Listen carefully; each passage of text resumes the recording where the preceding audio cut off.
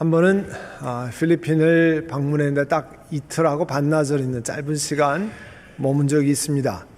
우리 교회와 동역하는 양갑 선교사님의 이 한센인 사역지를 돌보기 위해서였습니다. 가서 한센인들 그 선교센터 예배드리고 또 그 양성 나환자 병원에 가서 그들을 위해서 기도하고 사역을 하고 또 쓰레기 마을에 가서 거기에 예배를 드리고 그 사는 데를 돌아보고 그 다음에 양갑 선교사님이 꼭 가셔야 할 때가 있다고 그랬어요. 그래서 간 곳이 어디냐면 마닐라 다운타운 옆에 마닐라 미군 묘지와 기념관입니다. 마닐라 아메리칸 세미터리 앤 메모리얼이라고 하는 곳인데요. 152에이커라는 광활한 묘지에 미군들의 묘지 약 17,000개가 거기에 있습니다. 오래전에 한번 제가 잠깐 보여드린 적이 있는데요. 오늘 말씀과 깊은 연관이 있기 때문에 다시 한번 보여드립니다. 그 장면을 한번 같이 보도록 하겠습니다.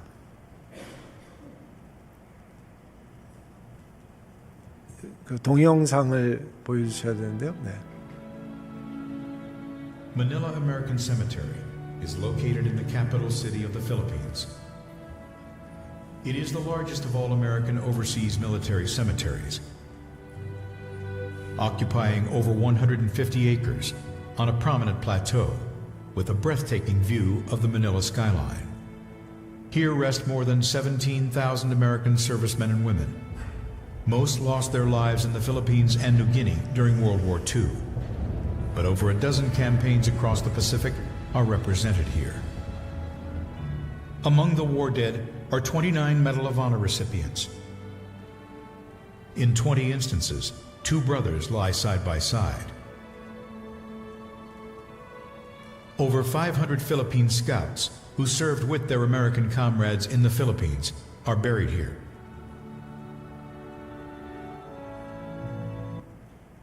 네, 보신 것처럼 이 묘지가 2차 세계대전 중에 전 세계에 나가서 전사한 미군들 해외에 이렇게 묘지가 있는 경우가 있는데 한 10개 정도 된다고 그래요. 그 중에서 가장 많은 미군들이 묻혀있는 곳이 마닐라입니다. 그 묘지가 여러분 보는 게 특별한 것은 그 묘지에 있는 하얀 십자가가 한 사람 한 사람 이렇게 세워져 있는 거죠.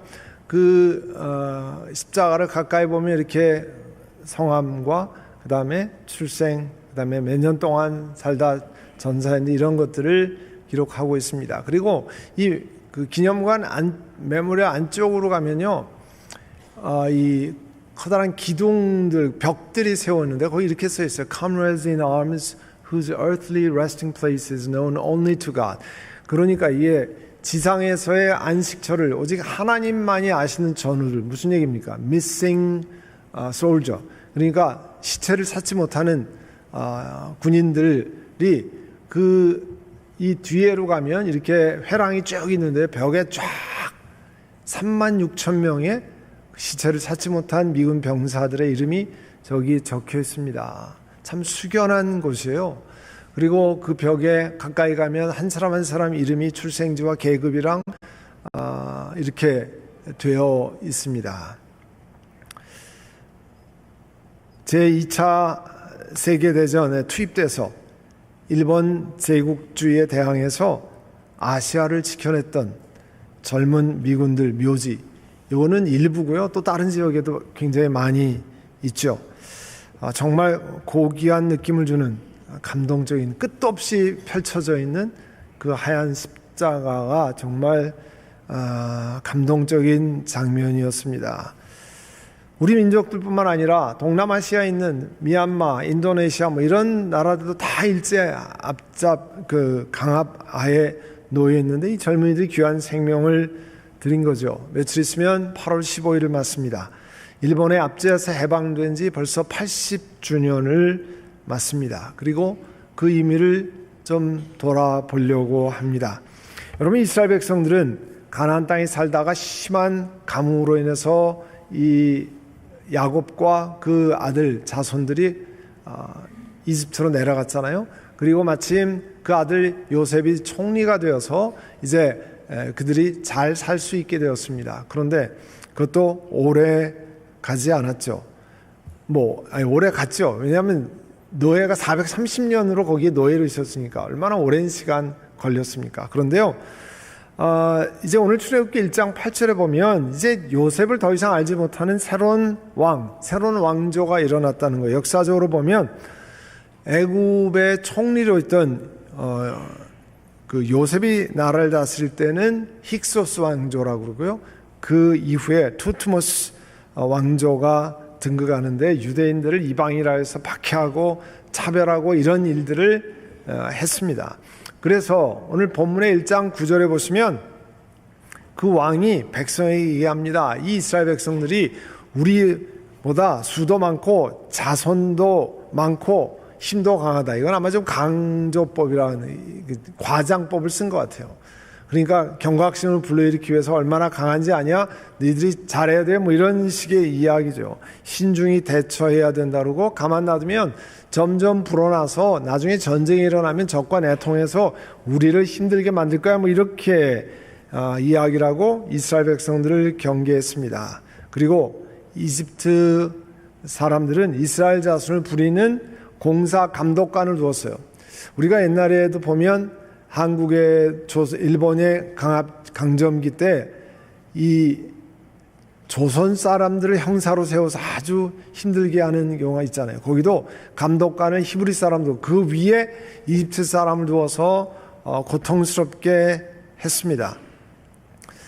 강제 노동하는 것 가운데 사람을 동원해 가지고 곡식을 넣는 커다란 성읍을 세우는데 그 성읍이 비돔과 람셋이었어요. 그 비돔과 람셋, 이 히브리인들을 동원한 목적이 있잖아요. 당연하죠. 가혹하게 이 노동 착취를 통해서 히브리인들이 가지고 있는 정신세 말살시키고 너무 힘들면 다른 거 생각할 시간이 없잖아요. 그렇게 만들고 또 그들이 섬기는 야훼 신앙을 다 없애버리고 이런 바로를 숭배하도록 만드는 이런 일이었어요. 또 히브리인들의 육체적 건강을 빼앗아서 수명을 단축시키고 이게 딱 그 나치 독일이 이 컨센트레이션 캠프에서 유대인들을 학살할 때 쓰는 방법이랑 똑같은 거잖아요. 고통스럽게 만들어서 계속 죽어나가게 만드는 그런 일을 했습니다. 그런데 1장 12절 이하에 보면요, 그렇게 고통스럽게 했는데 하나님이 은혜를 주셔서 자손은 더 번성했다는 거예요. 그뿐이 아니었습니다. 계속 혹독하게 부렸고 또 이스라엘 백성들을 몹시 싫어했습니다. 온갖 고된 일을 다 시켜서 그들의 일이 점점 힘들어졌다 그랬습니다. 조선을 일제가 강제로 점령했던 그 시기 여러 가지 고통의 이야기들이 많이 있습니다만 그 중에 한국 사람들을 조선인들을 불러다가 강제 노역을 시켰던 기록을 드라마 한 영화가 몇 년 전에 나온 군함도입니다. 영어로 하면 The Battleship Island라고 하는 것. 일본 규슈에 가면 그 나가사키라고 하는 도시, 우리가 잘 아는 원자폭탄이 떨어진 도시입니다. 그 규슈의 도청지가 후쿠오카잖아요. 서울에서 제일 가까운 데가 후쿠오카라 그쪽으로들 많이 가시는데 거기서 한 2시간 떨어진 나가사키라는 항구 도시가 있습니다. 그 나가사키가 원자폭탄이 떨어지는 것으로 알려졌지만 사실은 또 하나 유명한 것이 그 미쓰비시 중공업이라는 우리가 그 태평양 전쟁의 전범 기업이라 이렇게 부르는 미쓰비시 중공업이 있던 항구입니다. 그 미쓰비시 중공업의 나가사키 조선소가 일본 해군의 핵심적인 군함을 건조하고 수많은 잠수함, 어뢰 이런 걸 만드는 곳이 바로 그 나가사키의 미쓰비시 조선소였어요. 전쟁이 심화되니까 일본의 군인들 나가야 되죠. 또 공장에서 군수품 만들어야 되죠. 노동력이 없잖아요. 그러니까 뭐를 했냐면 국가총동원법이라고 그래가지고 조선인들까지 다 동원해서 일본으로 데려가서 강제 노역을 시켰습니다. 그래서 공식적인 기록만으로도 나가사키 미쓰비시 계열 공장에 수천 명의 조선인들이 끌려와서 갖은 노역에 시달렸습니다. 참혹한 환경에 처한 거죠.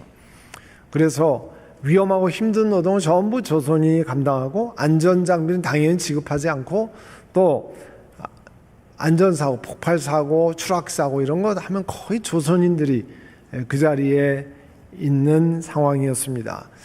맨 처음에 그 강제 노역할 때 이 노동계약서는 쓴다고 그래요.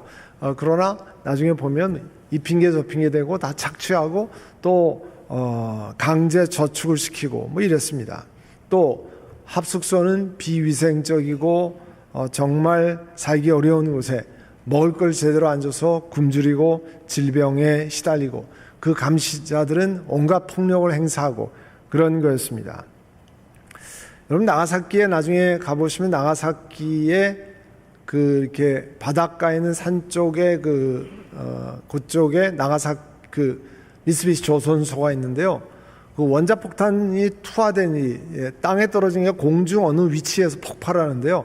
거기에서 그렇게 멀지 않습니다. 그래가지고 이 많은 조선인 노동자들도 함께 죽었습니다. 그리고 많은 원자폭탄에 피폭이 됐어요.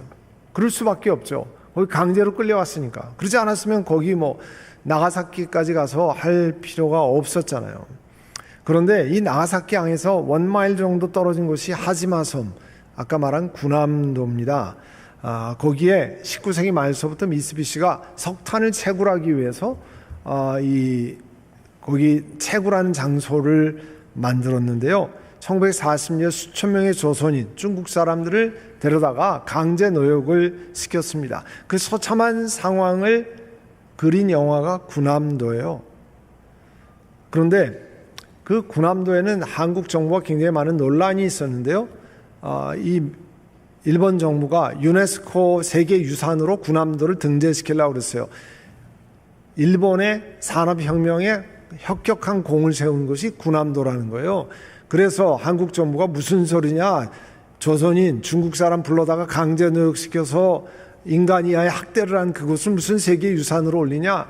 그때 일본이 양해를 구한 것이 그 한국과 중국인들의 학대 현장을 다 밝힌 다음에 그렇게 하겠다, 유네스코에다. 근데 나중에 실제로는 그걸 밝히지 않았어요. 그리고 국제 유네스코 문화유산에 등재돼서 많은 사람들이 관광 여행을 갑니다. 그런데 한국인들이 이 숙소하고 그 열악한 그런 곳은 당연히 그 관광 거기에 서게도 않고 보여주지도 않죠. 이스라엘 백성을 건지시기 위해서 하나님께서 80세가 된 평범한 양치기 노인으로 된 그때 노인으로 살아가는 모세를 찾아갔습니다. 그리고 모세에게 이런 말씀을 하십니다. 나는 이집트의 내 백성이 고통받는 것을 똑똑히 보았고 또 억압 때문에 괴로워서 부르짖는 소리를 들었다. 그러므로 나는 그들의 고난을 분명히 안다 그랬습니다. 이스라엘 백성들이 노예로 고통을 받으면서 하나님 앞에 430년을 노예로 있었으니까 하나님 우리를 건져주십시오, 우리를 지켜주십시오, 당연히 그렇게 이야기를 했겠죠. 괴로워서 부르짖는 소리, 무슨 소리예요? 기도하는 소리를 하나님이 들으셨다는 겁니다. 우리 한민족도 마찬가지 아니겠어요? 일본의 압제에 시달렸던 한민족의 고통의 소리, 하나님은 어떻게 들으셨을까요? 물론 하나님이 우리가 이야기하지 않는다고 해서 모르시는 분은 아니시죠. 그러나 우리 한민족은 적은 무리지만 그 당시 조선반도에 그리스도인들이 많이 있었잖아요. 전 세계에 흩어져 우리 한인 디아스포라고 그러는데 곳곳에 한인 교회들이 있습니다. 여건이 허락되면 한인 교회들은 새벽 기도회를 가집니다. 또 가지려고 노력합니다. 제가 카나다의 그 동부지방의 두 교회를 가보니까 겨울에 눈이 많이 오고 너무너무 춥잖아요. 그리고 얼음이 많이 얼고 녹지도 않고, 그러니까 새벽 기도하기 어려우니까 요즘은 그래도 유튜브를 써서 주중에 유튜브로 새벽 기도를 드리고, 그 다음에 토요일은 한 7시 반쯤에서 해가 뜰 때 조금 날씨가 풀린 다음에 새벽 기도 하려고 노력을 하는 것을 보았습니다. 자, 우리 한민족이 신앙이 열심이라서 이렇게 새벽 기도를 많이 합니까? 그것만 있는 게 아니에요. 일제강점기의 역사적 상황과 깊이 연결되어 있습니다. 일본 35년의 일제강점기 기간 동안에 한국 사회를 말살시키려고 하고, 특별히 교회가 당한 핍박은 이루 말로 다 할 수 없습니다. 그 속에서 깊이 뿌리 내린 게 새벽 기도예요. 1907년에 평양 대부흥 운동 이후에 한국교회는 회개하고 또 하나님 앞에 돌아가는 운동이 전국적으로 확장되었습니다. 그래서 부흥에서 강조한 회개운동, 그리고 하나님 앞에 돌아온 운동이 매일 새벽 기도로 이어졌어요. 우리가 아는 것처럼 마가복음 1장 35절에 그 전날 병자를 고치시고 귀신을 내쫓으시고 하루 종일 일정을 소화하신 예수님께서 아주 이른 새벽에 예수님께서 일어나 외딴 곳에 가셔서 기도하셨다. 그래서 우리도 새벽 기도를 같이 하는 거잖아요. 주님의 모범을 쫓아서. 1910년 이후에 한국인의 민족 정체성을 말살시키기 위해서 장씨개명, 언어를 못 쓰게 하고 여러 가지 통제를 굉장히 많이 했잖아요. 그래서 민족 지도자리, 교회 기독교인들이 많이 있었습니다만 그 피신처가 또 교육과 모임의 중심이 교회가 되었는데, 낮에랑 밤에는 순사들, 경찰의 감시가 심했잖아요. 새벽 기도는 그 당시는 새벽 4시, 4시 반 이렇게 했거든요. 그러니까 그때는 그때까지 와서 검사하고 이러질 않으니까 성도들이 모여서 성경 공부, 찬송, 기도를 할 수 있고, 새벽 기도가 신앙과 민족의식의 비밀 결사 역할을 했습니다. 여러분 영화 가운데 말모이라는 영화가 나온 게 있어요. 한국말 학회 한국어 사전을 어떻게 만들어내고 한국말을 어떻게 지켜냈는지, 한번 보시면 굉장히 감동적이에요. 한국말, 우리가 쓰는 지금 한국말 그대로 된 게 아니고요. 각 지역의 사투리랑 다 모아서 그 한국말 사전을 만들기 위해서 얼마나 애를 쓰고 투쟁을 했는지, 일본 사람들은 어떻게 하든지 한국말을 없애버리려고 했던 것. 그러니까 이 한국말 이렇게 표준말 쓰고 문법이 있는 것도요, 그냥 된 게 아니에요. 엄청나게 많은 사람들이 수고하고 애를 썼습니다. 또 1930년대 후반에 가면 교회의 신사참배를 강요했잖아요. 안타깝게 꽤 많은 교회 지도자들이 배교를 한 것이 사실입니다. 신사참배를 용인하고 그렇게 했죠. 그런데 또 교회들은 반대로 신사참배를 거부하고 공개적으로 저항하고 새벽에 모여서 민족과 교회를 위해서 기도했습니다. 보면 옛날 우리 전부 녹그릇 이런 거 많이 있었잖아요. 닦고 제기로 많이 썼던 거, 그거 다 걷어다가 총알, 탄, 피 만들고요. 그 다음에 예를 들어서 장로교, 감리교에다 교단적으로 헌금을 해서 뭐를 강요했냐면, 장로교가 바친 전투기, 태평양 전쟁했을, 감리교가 바친 전투기 1호, 2호 이런 것들을 하게 했어요. 교회를 핍박해가지고 그런 일을 많이 했습니다. 그럼에도 불구하고 이 경제적으로 착취당하죠. 우리 어디 가서 하소연할 데 없었잖아요. 그 당시에는 강대국이 나몰라라 다 했습니다. 그런 상황이었는데 간구할 데가 어디 있습니까? 하나님 앞에 엎드려 기도하고 우는 것밖에 없잖아요. 아뢰는 것밖에 없었잖아요.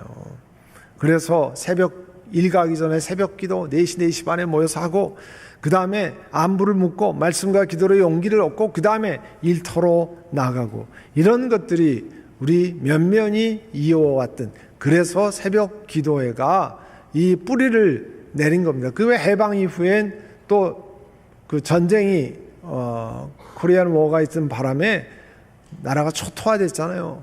그러니 뭐 어디 가서 하소연할 데 없으니까 교회로 와서 새벽에 기도한 것이 우리 한국 교회의 중요한 전통이 되었습니다. 또 1940년대 이제 사람이 모자라니까 국가 총동원법을 해서 남자들을 다 징용해 갔잖아요. 군대로 일터로. 그래서 남편, 뭐 아들, 조카 뭐 다 이 전쟁터로 일터로 막 그렇게 하니까 어디 가서 찾습니까? 새벽에 교회 나와서 하나님께 눈물로 호소하는 길밖에 없잖아요. 그런 일들이 우리 한반도에 계속 되었습니다. 오늘 출애굽기 3장 8절에 가면 모세를 찾아가신 하나님이 뭐라고 말씀하냐면 내가 내려가서 이집트 사람의 손아귀에서 그들을 구하여 이 땅으로부터 저 아름답고 넓은 땅, 이제 가나안 땅에 이 가나안 땅으로 데려가라 한다 이렇게 말씀했어요. 지금도 저 이스라엘 자손이 부르짖는 소리가 내게 들린다고 그랬습니다. 이집트 사람들이 그들을 학대하는 것도 보인다고 그랬어요. 1941년 12월 7일 날 있었죠. 펄하버를 일본이 공격하잖아요. 미군들이 엄청 많이 죽었습니다. 미국의 그 배들이 많이 파괴됐습니다. 근데 바로 그것이 일본이 자충수를 둔 거죠. 그 다음 날로 미국이 일본에게 선전포고를 합니다. 사실 미국은 가능하면 태평양 전쟁에 끼지 않으려고 그랬잖아요. 그런데 와서 건드리니까 결국은 거기 참전을 했습니다. 본격적으로 전투에 참여했는데요. 아까 말씀드린 인도네시아, 미얀마, 뭐 동남아시아 이런 데 전투가 많이 벌어지니까 그 미국 땅에서 거기까지 배를 타고 가서 전투를 진행한다는 굉장히 어려운 일이고 수많은 미군의 젊은이들이 죽어갔습니다. 그래서 고민과 고민 끝에 미국 정부는 이제 그동안 개발해놨던 원자폭탄을 일본 본토에 터뜨리려고 결정한 겁니다. 왜냐하면 일본이 나중에 본토는 끝까지 사수하겠다 이런 결정들을 하고 전투에 임했거든요.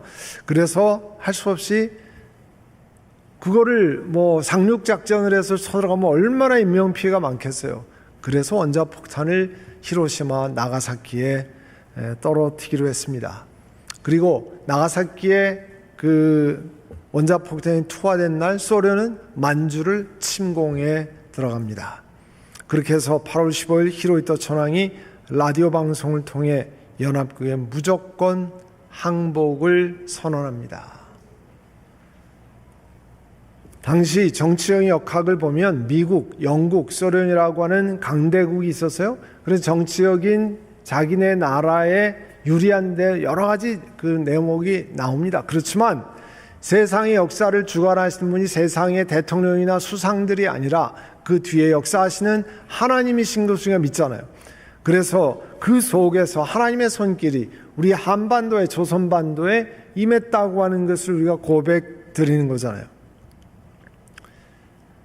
미국이 태평양 전쟁에 들어오는 바람에 우리 한반도는 전격적으로 해방이 된 거잖아요. 그리고 북한에는 러시아가 내려오고 소련이 내려오고 남쪽은 미국이 군정을 한 거잖아요. 저희 할아버지가 이 45년에 청진에 계셨는데요. 러시아, 이 소련이 진군에 들어와 할아버지가 무슨 공장 같은 거를 하고 계셨는데 얼마나 괴롭게 하는지 할 수가 없어서 그냥 그 당시 어른들 말로 리쿠사쿠에다가 백팩에다가 메고 옷 메고 그냥 남아하셨다고 그런 얘기를 하셨습니다. 남쪽이 만약에 러시아가 소련이 진군했으면 지금 우리나라가 어떻게 됐을지 모르죠. 지금은 아직까지 공산당으로 남아있잖아요. 출애굽기 3장 12절에 보면 하나님이 모세에게 말씀하십니다. 내가 너와 함께 있겠다. 네가 이 백성을 이집트에서 이끌어낸 다음에 너희가 이 산 위에서 하나님을 예배하게 될 때 바로 내가 너를 보냈다는 징표가 되게 할 것이다. 이스라엘 백성들이요, 출애굽 이집트를 나오게 된 것으로 끝나고 좋은 땅에 가서 잘 먹고 잘 살았다. 그게 중요한 게 아니고 성경은 뭐라고 말씀하냐면 이집트를 나와서 이 산 위에서 하나님을 예배하게 될 때 하나님께 예배하는 것을 원하셨다는 거예요. 그 백성이 하나님을 예배하는 백성이 되기를 원하셨다는 겁니다. 우리 한민족은 해방될 때 기독교인들의 수가 상당히 퍼센테이지가 적었습니다. 그렇지만 그 이후에도 열심히 신앙생활을 하게 됐잖아요. 한때 인구의 4분의 1가량이 기독교인들이 되고 지금 약간 감소하는 추세에 있지만 그래도 아무것도 없는 그런 땅에 예수님 믿게 하고 한반도의 곳곳에 예배드리는 곳이 생겨났잖아요. 그러니까 우리의 조국이 엄청나게 잘 살게 됐다, 자랑스럽다, 이것으로 끝나는 것이 아니죠. 하나님은 이집트에서 나와서 하나님을 예배하는 것처럼 한민족이 그 가운데 기독교인들이 점점 퍼져나가서 이제 하나님을 경외하고 하나님 맡기신 사명을 감당케 하는 거 아니에요? 본래 이스라엘 백성들이 하나님의 백성이 되어서 온 세계의 사명을 감당키를 원했는데 그렇게 못한 거죠. 우리가 오늘 말씀에서 보는 것처럼 이스라엘의 부르심을 들으시고 모세를 불러서 사명을 맡기시고 이집트를 나오게 하신 분이 하나님이십니다. 일제강점기 시대 때마다 그 고통 속에서 교회에 나와 새벽에 하나님께 부르짖게 하시고 하나님을 섬기며 그리스도인들이 눈물로 기도하신 것, 우리가 하나님이 응답하시다고 고백하잖아요. 마찬가지입니다. 하나님은 오늘도 내일도 이집트 백성들께서 고생하는 유대인들만 응답하십니까? 과거에 우리 민족만 응답하시는 게 아니죠. 오늘도 주님의 전에서 개인 방에서 개별적으로 하나님 앞에 부르짖는 사람의 기도를 응답하십니다. 그리고 오늘이 아니라 내일도 모레도 계속 응답하실 것입니다. 사랑하는 성도 여러분, 그러나 일본의 압제에서 해당된 후 끝나는 것이 아니라 우리에게는 더 큰 사명이 있습니다. 영원한 사망에서 해방되는 일, 죄악에서 벗어나는 일, 나만이 아니라 우리 가족이, 우리 식구들이, 또 우리 민족이 혹은 전 세계 사람들이 영원한 사망에서 벗어나야 하는 그런 사명이 있잖아요. 그것이 궁극적인 목표 아니에요? 오늘 며칠 있으면 광복 80년을 맞는 우리 한민족, 우리에게 주신 해방의 은혜를 감사하고 우리의 조국이 이제 해방되어서 지금 자유 대한민국 독립국으로 있는 것 감사하고 또 발전한 것 감사하고, 그러나 또 하나님 앞에 우리의 억눌림을 풀어주실 뿐만 아니라 온 세상에 사망과 죄에서 풀어주기를 원하시는 그 예수 그리스도께서 전파되도록 그런 일을 우리 한민족도 빚진 민족으로 계속해서 감당할 수 있고, 또 우리 이민자로서 살아가는 우리들도 하나님의 허락하신 시간만큼 또 그런 마음을 품고 우리 주변의 미국 분들에게 또 이 땅에 사는 사람들에게 또 전 세계 그런 사명을 감당하는 민족으로 나아가기를 간절히 바랍니다. 기도하겠습니다. 사랑의 주님, 은혜를 감사합니다. 이스라엘 백성들을 이집트에서 건져내신 것 같이 우리 한민족을 일본의 압자에서 해방시키신 우리 주님, 또한 우리의 삶 속에 우리의 고통과 아픔의 기도를 들으시는 하나님이신 것을 고백합니다. 하나님, 이스라엘에게 해방되어서 하나님을 경외해야 하는 것처럼 저희들도 영원한 사망에서 벗어나서 하나님 허락하신 시간까지 하나님을 경외하고 또 주어진 사명을 감당하는 저희를 되게 하여 주옵소서. 예수님의 이름으로 기도드립니다. 아멘.